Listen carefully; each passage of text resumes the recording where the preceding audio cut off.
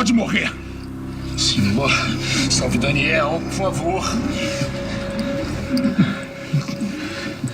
Deus dos Hebreus, já testemunhei seu poder. Ajude Beltesazar.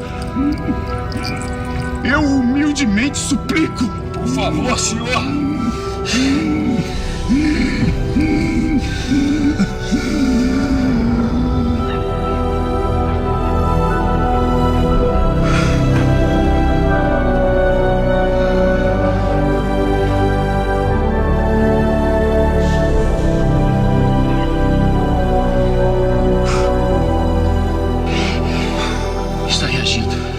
Ele voltou a respirar. Ele tem que resistir. Seu corpo está frio. Eu vou esquentar. Faça o possível para mantê-lo vivo. Não precisa me pedir isso, soberano.